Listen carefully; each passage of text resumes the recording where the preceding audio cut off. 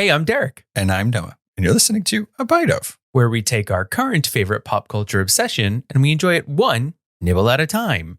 One giant radiated nibble of Fallout. Yes. Yay. Our teeth are going to fall out and then we can use them as bullets. Spoiler. Oh.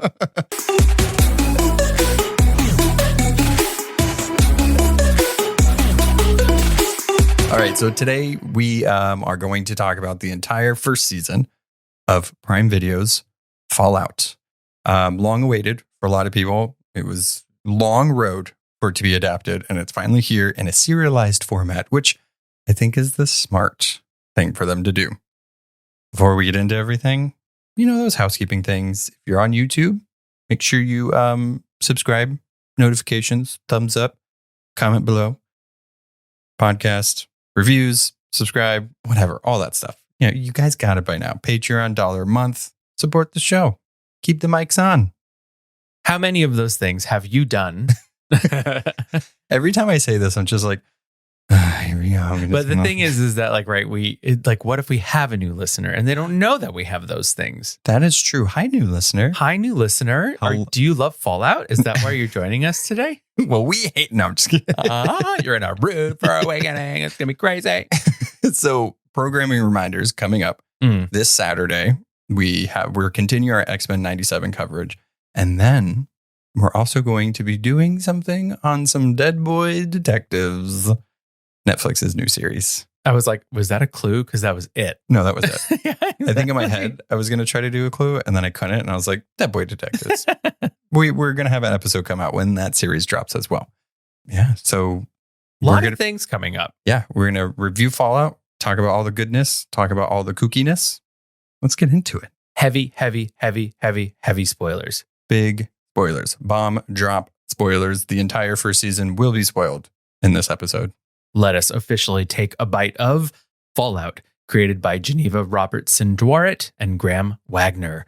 Based on the video game series of the same name, the Amazon Prime show delves deep into, literally underground, an alternative post-apocalyptic Earth. Vault dweller Lucy sets out on a journey in the above-ground radioactive wasteland to rescue her kidnapped father. There, she meets Brotherhood of Steel Squire Maximus, an undead outlaw, the Ghoul. A game of steal the bacon with a severed head leads Lucy to discovering devastating secrets about both the world and her family. What more could you want? Nothing will ever be the same. All right. As we said, spoilers. That plot synopsis was a spoiler, but heavy spoilers going forward. So what are your thoughts? What are your thoughts on season 1 of Fallout? My thoughts on the season 1 of Fallout are generally good. No, I'm always drawn to, I love dystopians. I also love a strong female lead, as we all know. This has both of them. I also think they have some really good action in here. Some pretty gnarly, gruesome things happen as well, but they also top it off with just a little whipped cream of humor. So I think all in all, it is a delightfully enjoyable bite. Yeah, I think it does a really good job of balancing that brutal nature of the apocalypse and even 200 years after the whole world went to shit, and also making it like kooky.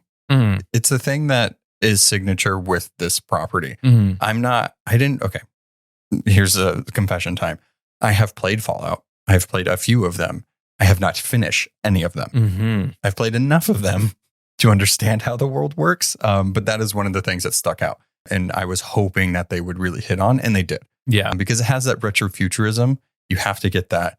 And then you also have to get the soundtrack right. And also this like juxtaposition of like brutal and wacky. Yeah. And they did it. And I mean, I am one that really doesn't enjoy gore. And I'm not necessarily saying that there's gore in this, but there are, mangled feet and things that you see not just once, you see it a couple of times. So there were a couple of things in this that made me turn my head away from the screen. But I don't think that ruined it for me at all. One of the things that you mentioned that I really love so much is the retro futurism here. So much of that sort of anachronistic feel throughout this, where it feels like you're set in the 50s and 60s, but yet the technology doesn't necessarily belong Yeah.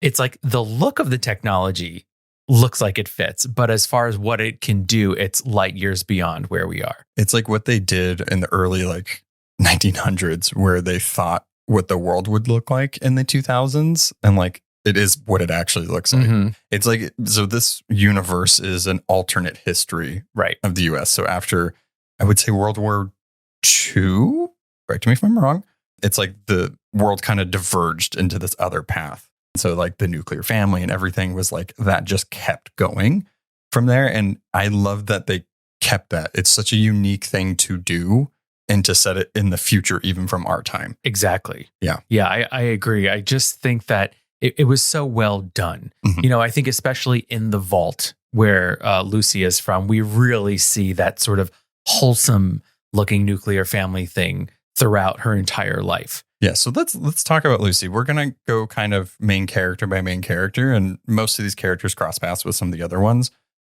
This series was created by some of the creators of Westworld, so you knew that you were going to be in for something that wasn't what it seemed. And that's kind of the whole thing with Westworld.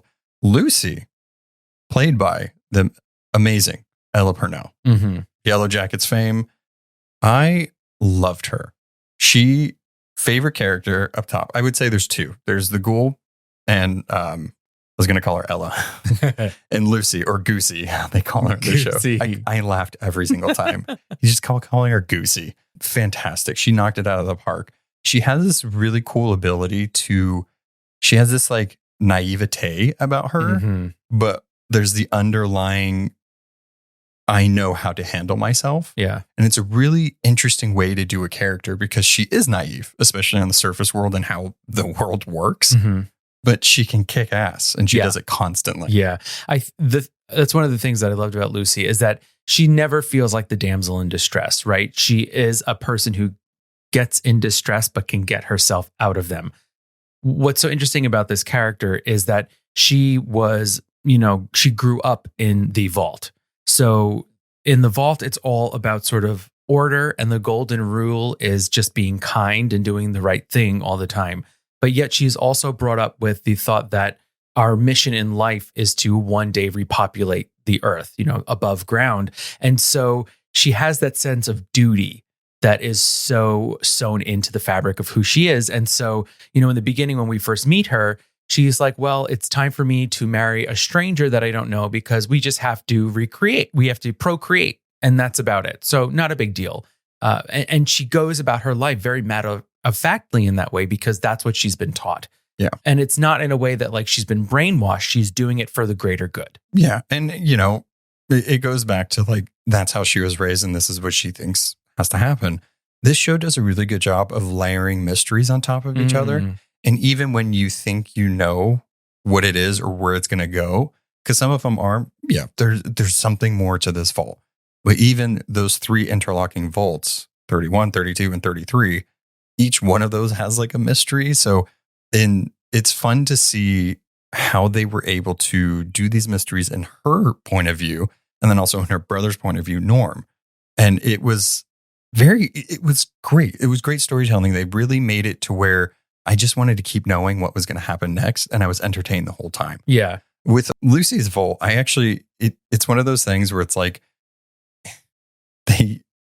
guess the best way to describe their vault is anytime, when the people with the raiders came and killed everybody during the wedding and everything, they just painted over all the blood. Yeah. That is a perfect way to kind of encapsulate what these vaults are about. It's we're just going to put, fresh coat of paint right over that. Yeah. Everything's fine. It's okay, right? Yeah. We just go on a new day. We do the best we can after that. And bringing up that part of when everyone, well, not everyone, but a lot of 33 is killed.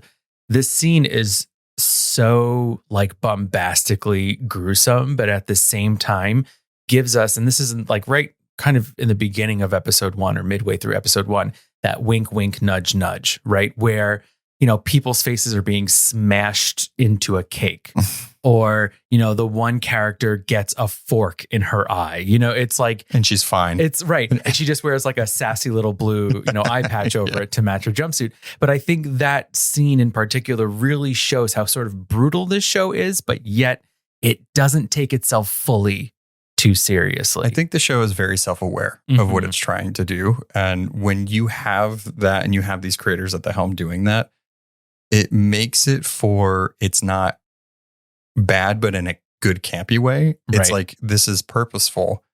Oh, okay, I'm going to lean into this and I like what you guys are doing, because then it allows you to kind of relax a little bit while watching this. I mean, some of the stuff is like crazy. Yeah. But to that scene, I think there are some scenes where I wish they would have. It's fast. The show is very fast. And there's a lot of things that like happen and we just keep going because there's a lot of story to tell. I do wish they would have sat with some things a little bit, especially with Norm, like finding out stuff about the vault. I wish we kind of would have sat with it a little more because it was so quick. And I think I turned to you at one point and I was like, wait, are those like the people from Vault Tech frozen in this thing? Like, I was just kind of confused at first, but that's like really my main criticism with the show. Other than that, I mean, I think they did a great job with showing how far they can go, but also like, wasn't that fun? Yeah. It's funny though, because I feel like my main criticism is a little bit of the opposite of yours in other scenes, whereas I thought that they did some things for too long. I think in episodes 3 and 4, it lags a little bit because it's kind of just like Lucy sort of bumping into the Ghoul and into Maximus a whole bunch, and they just kind of keep swapping places. So that felt a little drawn out to me. But it's funny, like, so for that, I wish they tightened it up a little. But a lot of the things in the vault, I wish they let breathe. Something about the vault, even though it's underground and it feels like so encapsulated and so contained, claustrophobic and contained, I wanted to be down there more. Yeah. I think those characters were really quirky. Them uncovering the mysteries down there, seeing their way of life down there, that intrigued me. Yeah, and I think they did a good job of, you know, this, again, there's a lot of mysteries in the show that have to, and I don't want to compare it to Lost, but I feel like it feels like that almost, where it's like there's so much and so many others, and there's a character from, an actor from Lost in this one, but it's like you find out something and then it creates more of a mystery. And what they did with this is that you don't know everything.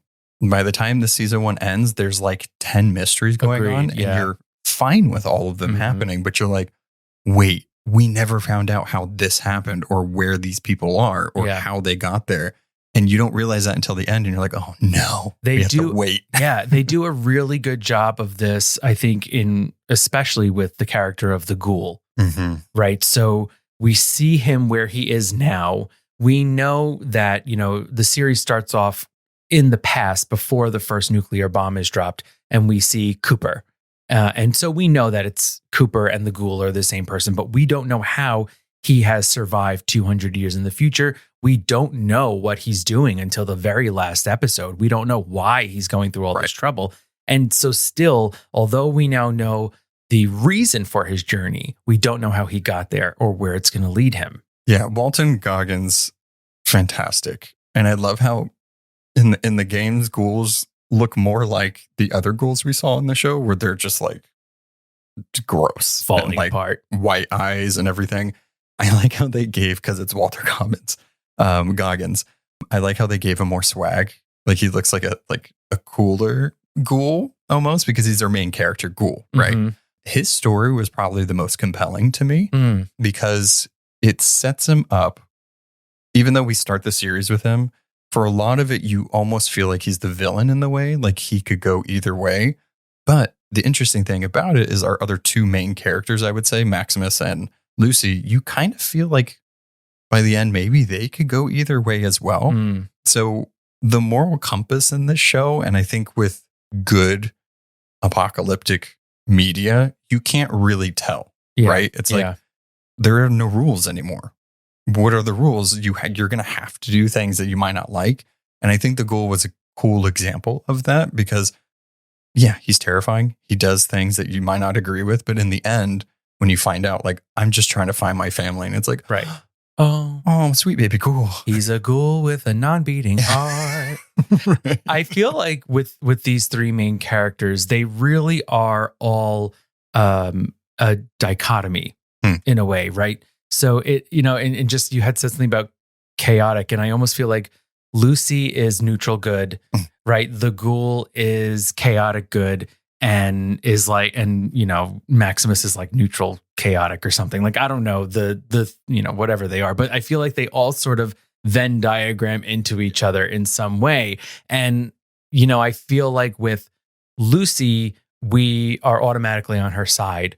With the Ghoul, we're not necessarily on his side, but we get there. And with Maximus, I feel like we're almost never on his side. Yeah. I mean, we'll get a little more into Maximus. I think we have some things. Well, let's stay with the Ghoul for a minute before we move on. But I agree. I think it is easy to root for Lucy. I think you're supposed to. But I love a complicated villain. And I don't really want to call the Ghoul a villain. I don't think he is either. But like, that's the best way I could describe him. Anti-hero? Maybe. Right? He's doing his own thing. Yeah. It's, he's immortal. He can do whatever he wants. And he just wants to do this one thing. Yeah. He wants to find his family. Let him find his family. And if you think about it, for centuries, he's been looking for his family. Yeah. That's one of the biggest mysteries is because, we see them, we see Barb and what she does. We see their kid, and it's like a loving family. And then you find out that she is part of Vault-Tec and she's making some of these horrible decisions, but we don't know how they got separated or what happened. Because when we see the bomb drop, it's just him and his kid. Mm-hmm. So like, did he leave his wife? Is she already in a vault?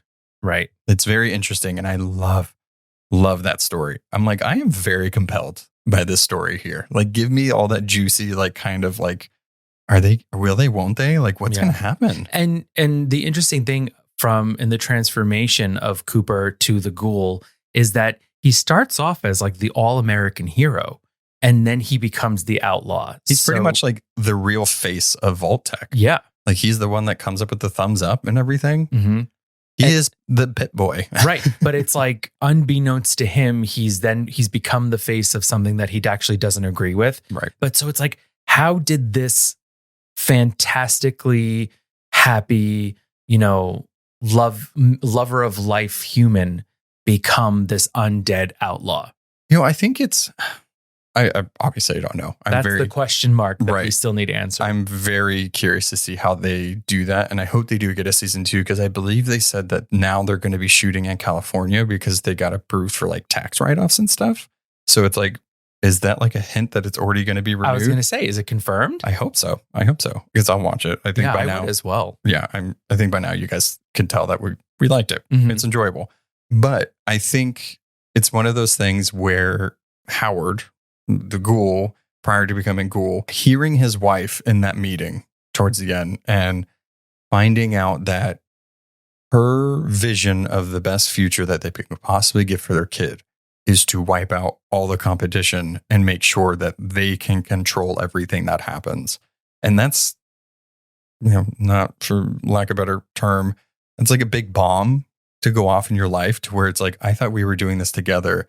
And like, I don't think he knew his wife was that high up in Vault-Tec, which is kind of scary. Yeah. Like, he didn't know. Yeah. It really does paint that picture of you sometimes truly don't know who's in your bed with you. Dun, dun, dun. You just see me come out with like a Pip-Boy. He's got a Pip-Boy. And it's funny because I feel like when she starts wearing the Pip-Boy is when things start getting serious for him. Mm-hmm.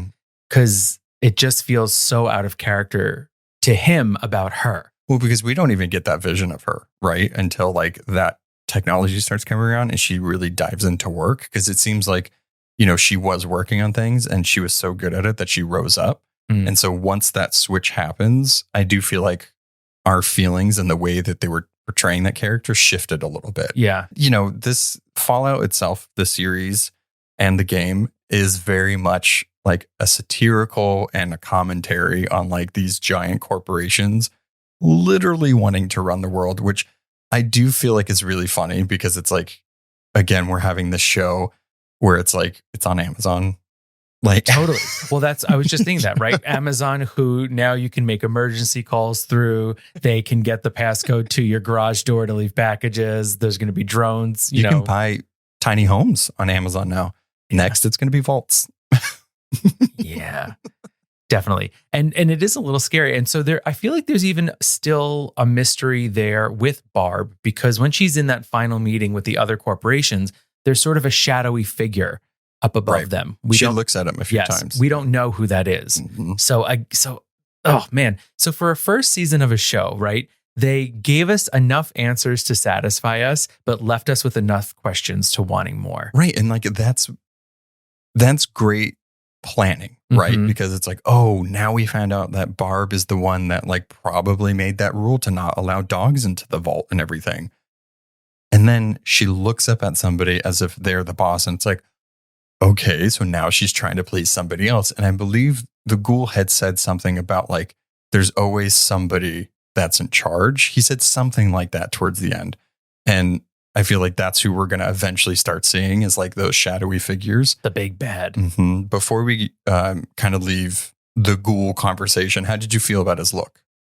I thought that his look, like you said, I think that he did stick out from the rest of the ghouls that we see in the show. I think for the most part, his look was cool. It was very much a like an emaciated muscle suit on top of a skull with no nose.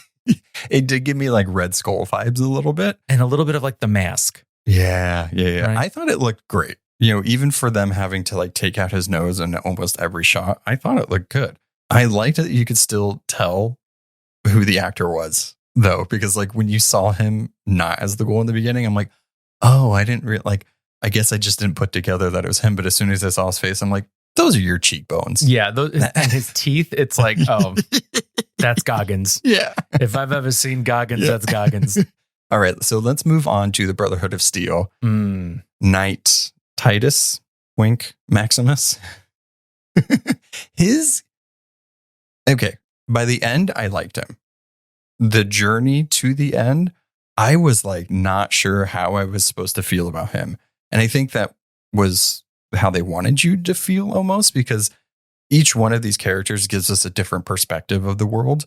And he really grew up in it. You know, you have the Ghoul that centuries growing up in it, so he can kind of do whatever he wants. But having this kid that lost his home even after the apocalypse, and then having to go through the Brotherhood, but still like at the bottom of the barrel, and having to like take advantage of opportunities that were presented to him to rise up. It's like, is that a bad thing in this world? I think it's a bad thing because I don't think we should do that, right? As a society now, but is that wrong in that society? You know what I mean? It's hard to balance, I think, because when we have someone like Lucy, who is always doing the right thing for the right thing, and it feels like the Ghoul is doing sometimes the wrong thing for the right thing, whereas Maximus is doing the wrong thing for himself. Right. And so I think generally he wants to do the right thing, but I think it's like, how he's getting there. I think the word that best sums up Maximus is that he's a coward. And whenever he is truly faced with a tough decision, he will take the easy way out to save himself. Yeah, there's plenty of opportunities where they're like, did you do this? Oh, you killed the leader of the New Californian Republic, blah, blah, blah. And he's just kind of like, no, okay. Just kind of accepts it. And it's right. like, Yeah. And so that's the thing. His journey was, I really didn't like him. And then I started to like him. And really mainly when he and Lucy were paired up together and they were in Vault 4 and getting to know each other. And he had those really funny scenes where he was eating caviar and oysters and he wanted his cock to explode. Like those are... Sorry for any children in the car. This is an explicit podcast.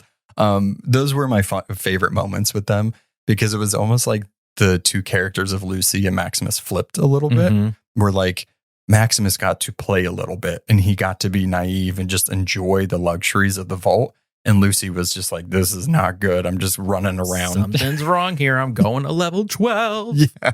I really liked him. And the whole thing of like them talking about sex was so funny to me. Yeah. It was so funny. He was like, you know, sometimes it just gets large and then it's like a pimple. It gets big and it pops. And it's like, and she's like, no, that's supposed to happen. And he goes, ideally. And he's like, it's bad. I'm in the Brotherhood of Steel. It's bad. But so in there, I started to really like him again. And then he made some really shitty decisions at the end. Yeah. I mean, I think it's one of those, it makes you think, right? I think it's supposed to be uncomfortable, I guess, because it's like, I wouldn't do that. But then again, I'm not like in that situation. So like, what would I do? I am glad though that we did find out that he did not put the razors in those boots, Yes. because that was like the first moment where I was like, oh, this guy is shitty. That's your best friend. But he kind of accepted the good outcome from that. Right. And just like kept going. Yeah. So take it as you will. How did you feel about the power armor? I thought it was really cool. I think that, for their power source to be in their back is a design flaw. But I think... Video games. Right, totally. I think, though, that it really gave him the anonymity that he needed and the power that he always wanted. How about you? What did you think? I liked it. I think it looked great. I remember seeing some early set photos of it, and I was like, that kind of looks like a toy. Mm-hmm. But then in post and everything and adding the stuff, it looks fantastic. I read a interview somewhere where they have like 3 different types of suits. It's like the one that you see that like moves.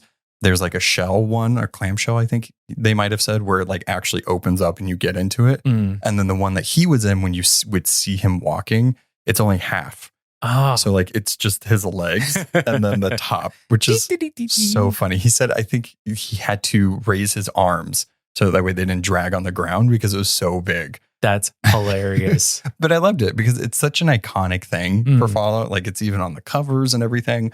I think they got it right. I think the Brotherhood of Steel is an interesting dynamic. Yeah. I was just going to ask, what do you think their deal is? Well, I mean, it's a mix between like the military and religion. Mm-hmm. You know what I mean? And like monarchy and everything. So it's like Fallout is about the factions. Fallout is about what happens to the world when you take everything away and how is it built up, what remains from there and is here now. Mm-hmm.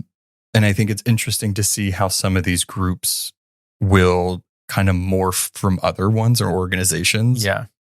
And what they are. It's very much... so we learned that Barb and the big corporations are all going to use their vaults for different experiments. Right. Just terrifying. Like human testing without them really even knowing. But I feel like the whole series is really a commentary, not only on capitalism, but what happens when you break humankind down? How will these groups come back together and what will they create? Is religion a natural thing that we gravitate towards? Is evil something that we naturally gravitate towards? Or is doing good for the sake of good? Or what? Having blinders on and just being like, I'm safe and sound. I don't care what's happening. Right. Yeah. So again, it's really an interesting thing of looking at these 3 characters. They really give us a lot to say about humanity as a whole. Mm-hmm.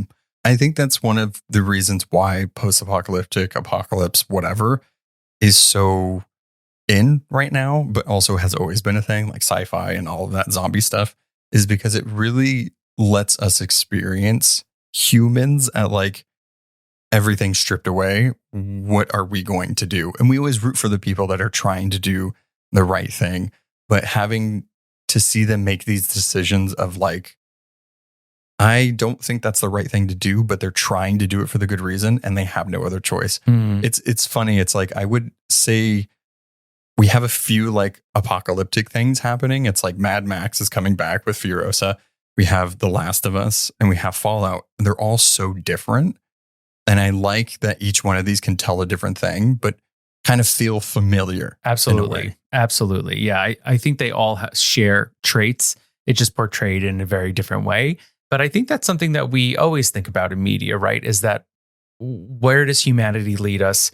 What does it mean to be human and how Tell me who I am. Right. And the thing is like, you have to wonder, like when I watch this show, I really do wonder, like, would I be more like Lucy or would I be more like Maximus? And then you have to wonder if there are people out there who are like, yeah, I'd be like Barb. I destroy the world to save my family. And who do we see ourselves in these things? And sometimes maybe that's an answer we don't want to share with people. No, not at all. I would rather be CX404. I'd rather be the dog because I don't know the dog actor's name. Unfortunately, I tried to look for it. That's the unfortunate thing about watching all of this stuff beforehand. It's like, not everything is released. Yeah. I need an article with it. I love this dog so much. I'm very happy. So what I remember in the games, there was a dog. I believe the dog's name was Dog Meat, but I'm very happy that this dog is like out of harm's way. We'll just go with whoever's trying to get back to his owner and he's good. Yes. Luckily in this, world, there are injections that if you get almost mortally wounded, you get a needle and then you're fine. Stem packs. Yeah. So we do see the dog get stabbed at one point Off screen. but then comes roaring back to life.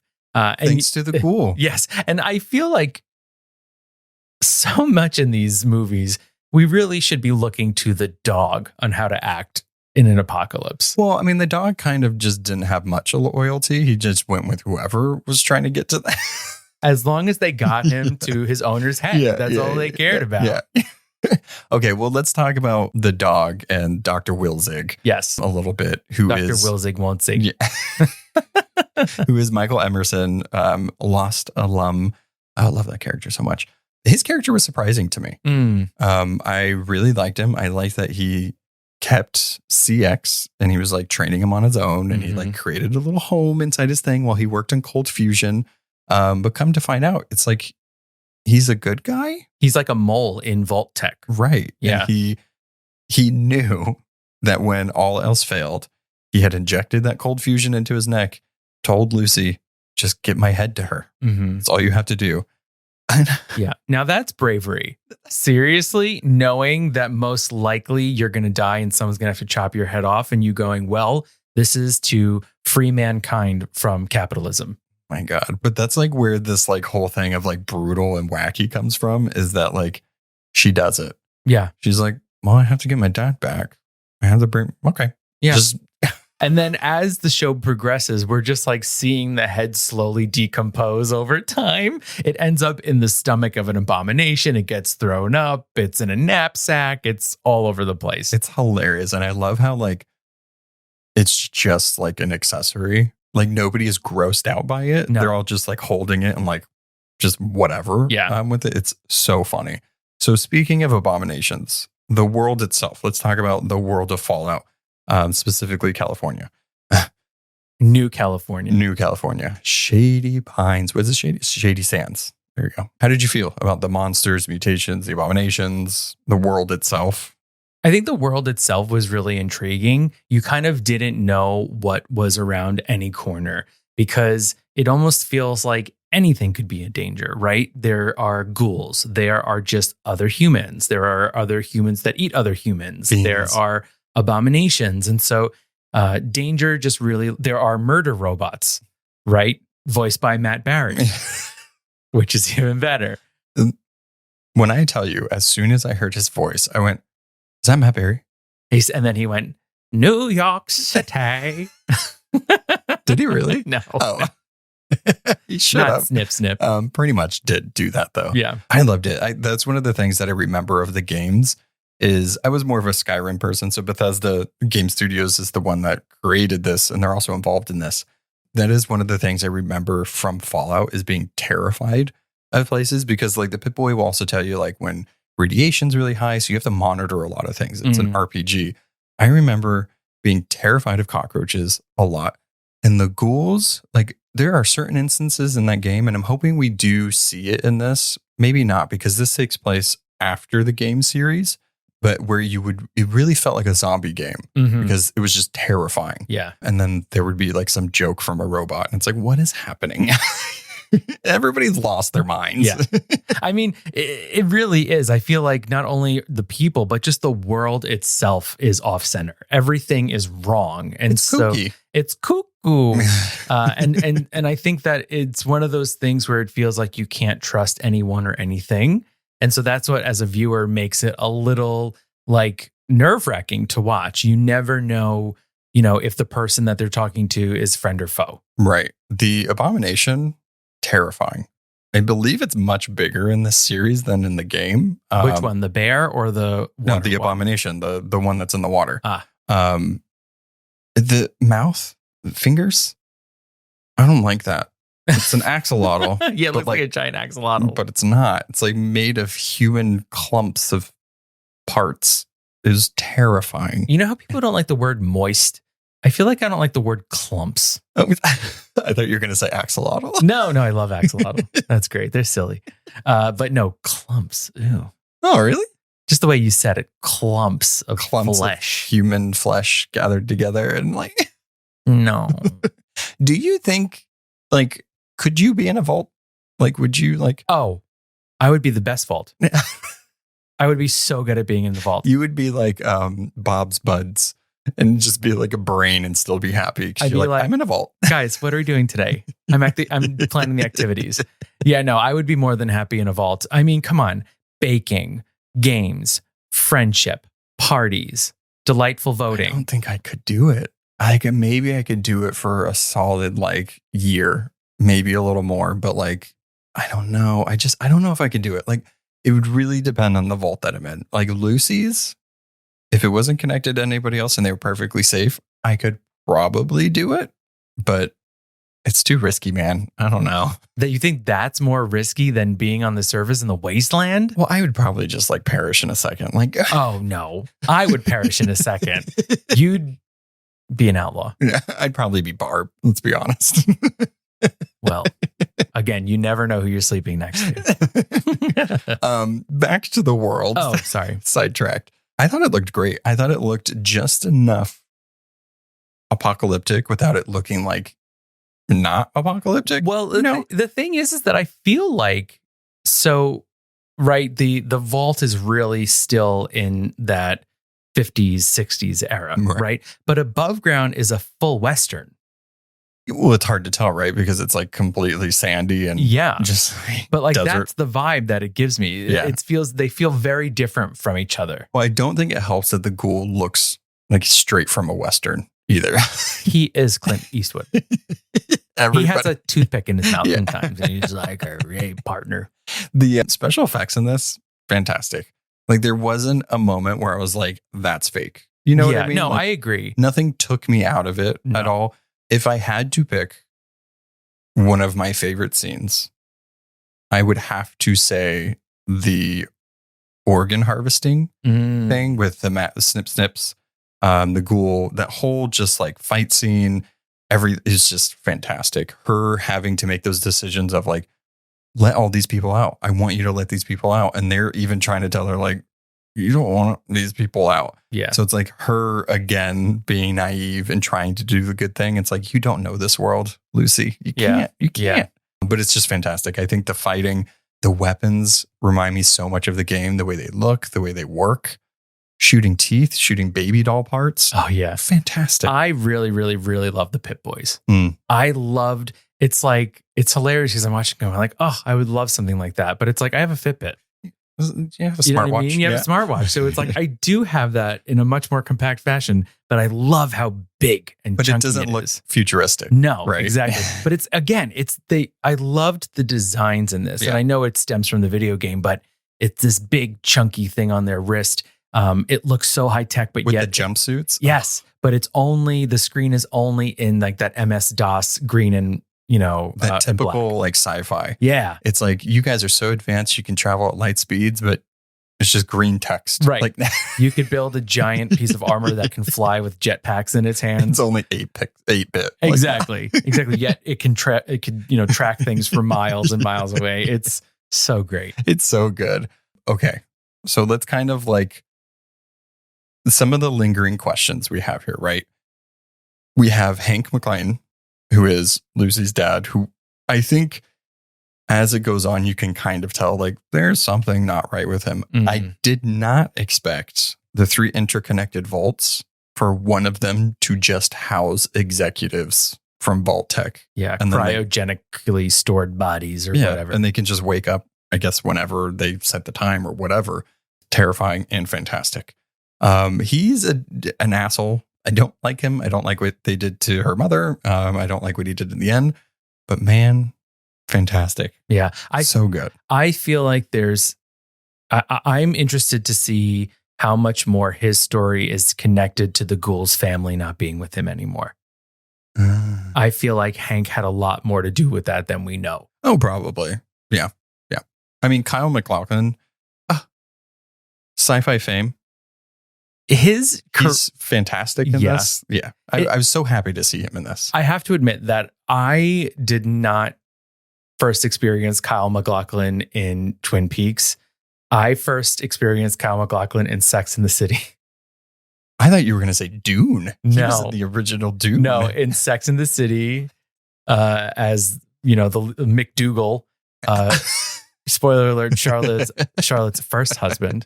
And so that's how I've always known him. Wow. And then I saw him in Portlandia, where he's the mayor of Portland. He is. Yeah. But wasn't he also in Flintstones?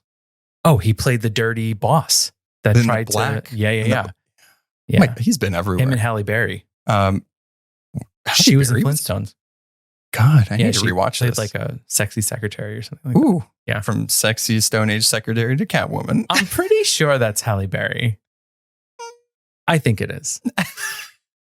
I don't know. Somebody will correct us. That's not a kid's movie, by the way, The No. Flintstones. And that was a movie that my mom brought my friends and I to see as kids for my birthday. I remember our parents putting him on, and we're just like, This movie's about adultery yeah. and also capitalism in the Stone Age. Everything's about capitalism. But so, his decisions and him doing everything, it's like, okay, he's in Vault Tech. We're going to know more about that, right? And one of the last scenes we see in season 1 is him looking to a new town, which I'm going to assume is New Vegas, which is a lot of people in the Fallout universe have like wanted that thing to be adapted because it's crazy and insane. So I'm assuming that we're going to go there in season 2. It's going to be really interesting. I'm thinking we'll probably get some new characters. Yes. Well, we too. would have to, right? Because we lost quite a few in this one. Yeah, I was a little upset that we lost Moldover, Yes. who I really liked. Who She's fantastic. I thought, Sarita Chowdhury, who is in the Sex and the City follow-up series, and just like that, it all comes. This whole episode is actually about Sex and the City. I'm realizing She's fantastic, and she was so great in this. By the end of it, I was really rooting for her. Like, I don't actually know if they're good, but I'm like, I want you to be good. Okay, I have a question. Okay. Yeah. So we know that Moldaver knows who MacLean is, Mhm. right? So when she walked into Vault 33 on the day of the wedding, he knew who she was. Yeah. That's why he made the decision he did when he put his daughter in that thing and was like, take them. Because he also knew some of those people were also from the cryopods or whatever. And like, he had to have known that 32 was destroyed. yeah, he knew everything. They knew all of it. And I hope we see more of Norm. I'm very concerned for him. I want Norm to be safe and sound from Disney Channel fame. Moises Arias. Yep. Up to now. Very surprised by his performance. Not that I didn't expect him to do good. It's just been so long since I've seen him. I was like, oh my God, he's grown up. Yeah. And he's killing it. He's an adult now. That character was really interesting, who really truly started off as a coward, but really has come into their own. And I'm actually looking forward to seeing when Norm and Lucy come together again. Yeah. I hope they do come back together. I have a feeling that they're going to come together and they're going to be so happy to see each other, and then he's going to get killed or something like that. No, I don't want them to. I mean, I do feel like it's going to be a while before they see each other. So I feel like we're going to get a lot of the Vault stuff from Norm's point of view. And then Lucy and the Ghoul are going after her father. Yeah. And then Maximus is now like an actual knight instead of faking it. And I don't know really where his story leads, but maybe to find them as well. I don't know. His story, I'm not sure where it's going to go. Obviously, the Brotherhood is going to be involved, but I have no idea. My question is the Brotherhood going to shut down the power source? No, now they have unlimited power. But they've given it to everyone, right? Well, that source put the lights on. And they could just easily everyone. Take it out. But that's what I mean. Are they going to control it? Are they going to stop it? Yeah. Oh, yeah. Bad news. 100%. You think that old freaking friar looking guy that like makes people kiss his hand and everything is going to not have the power for himself? No way. So then I think the question is, will Knight Maximus be a double agent? And if he is, for which side? I don't trust him. I don't either. I don't know. We'll see. Will his love for Lucy outshine his I do have to say, power? like, even though I don't agree with his decisions, Aaron Morin, fantastic job. He did a fantastic job. Yeah, I really think that to bring, this character really is so complicated. It's like I know you really didn't like him, but I think you're not really supposed to love him. Right. You're supposed to see him as being very flawed. And I think that there's such an innocence to him. He's a child just feeling scared. And so that's how he reacts to everything. And his world also got flipped upside down because he thought that the bombs went off when he was younger. And it's like, no, they destroyed Shady Sands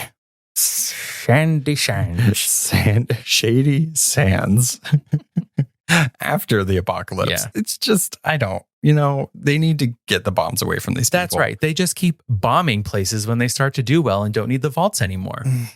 So what, do you have a favorite character? My favorite character is Lucy. Okay. Favorite scene? Favorite scene, I would... it's a very simple scene, and I don't know why it sticks out to me, but it's when Maximus and Lucy are on the opposite side of that bridge from who they later find out are the fiends. Mm. And we see Lucy again battling her nature to want to trust people and see the good in them. Right. And Maximus is standing next to her as proof that not everyone is good through his own actions, saying we can't trust them. And he's right. And so I feel like this is another... See, the thing for Lucy is that I feel like she's not dumb. I feel like she just isn't wise to the ways of this new world. No, and I think that's like she's naive, but not by her own fault. Right. She was just hidden from everything. Right. So she knows what she knows. Thankfully, by the end of this, seeing her mother in the state that she was, seeing what her father did, it really put it in perspective that even though your stuff in the vault was all a lie. Mm-hmm. So you can't base your entire being and your beliefs on something that was lied to you this entire time. I also just want to give a quick shout out to the character of Thaddeus, played by Johnny Pemberton, who I know as Bo from Superstore. He was hilarious in that. He was really funny in this. We're definitely going to be seeing more of his character as well. And I also want to talk about Chris Purnell as the overseer of Vault 4 with the one eye who called her Goosey. I mean, these are the little gems that exist throughout this dystopian What series. is his character's name in 30 Rock? Dr. Spichemin. But it's spelled like Spaceman. Yeah. Dr. Leo Spichemin. It's so good. It's so good. He, as soon as I couldn't really tell who he was at first because that one eye really does change the face. But as soon as he talked, I was like, it's him. It's SNL alum. Yep. It's him. And he really did such a pitch perfect job with that role. Yeah. I mean, I've already said my favorite moment was the organ harvesting pretty much episode, the whole scene. Fantastic. And I would say the dog CX is top, but I'm not going to put that because that should be everybody's top. But it's Lucy and the Ghoul are tied for me, for sure. They knocked it out of the park. I'm excited for them to be paired up. You know she's British? I didn't. Yeah. Or she believes she's British. Hello, she governor. has a British-ish accent. How about that? Yeah. It's called acting. Yeah. And she's doing it. She did it so well. Yeah. All right. So final thoughts. Final thoughts. Big thumbs up. Very entertaining. I want to know what happens next. And I think that's a sign of a fantastic series. Completely engrossing. I believed every second of it. I just want to know how it ends. Yeah. Where The Last of Us left me feeling depressed in every episode, this one left me feeling a little excited. This is like a fun apocalypse. Yeah. Fun-pocalypse. Fun-pocalypse. Yeah. I'm going to call it a fun-pocalypse. It's brutal and it's sometimes I'm like, ooh, that's a lot. But it's so much fun. Yeah. I want to see more. I want to see the story unfold. It feels like a mystery box almost. And I just want it all. I want the answers. Yeah. I'm looking forward to finding out the answers. Let us know what you thought. Leave it down below in the comments. Add us on social media. Do all that stuff. Did you fall in love with Fallout? Do you give it a big thumbs up?